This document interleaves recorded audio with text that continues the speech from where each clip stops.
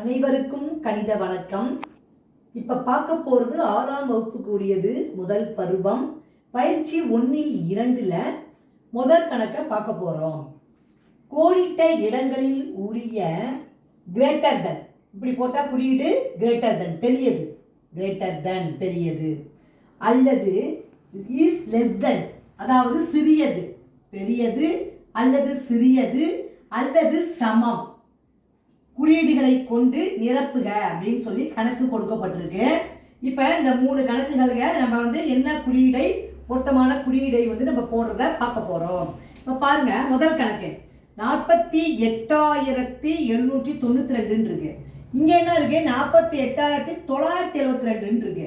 அப்போ இந்த 2 நம்பரையும் நம்ம ஒப்பிட்டு பார்க்கும் பொழுது இது சிறிய நம்பரு, இது இதை விட சிறியது. அப்போ நம்ம என்ன எழுதுவோம்? 48,792 இஸ் லெஸ் தேன் 48,972. அதாவது இது இந்த நம்பரு 48,792 என்பது 48,972 விட சிறியது. அப்போ என்ன குறியீடு பொருத்தமான குறியீடு போட்டிருக்கோம்? Is less than. இதில் ஞாபகம் வச்சுக்கிறதுக்கு இந்த குறியீடு லெஸ் தேன் சிறியது அப்படின்னா கூர்மையாக இருக்கும். சிறியது அப்படிங்கிறத கூர்மையாக இருக்கும். வாய்ப்பக்கம் ஓப்பனில் இருந்துச்சுன்னா அது பெரியது அப்படிங்கிறத ஒரு வேறுபாடை நம்ம தெரிஞ்சு வச்சுக்கலாம்.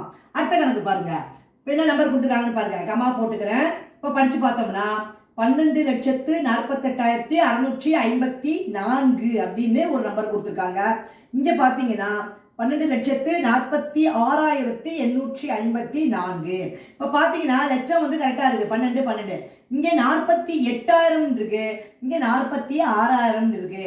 அப்போ 48 என்பது இந்த நம்பரை விட பெரியது.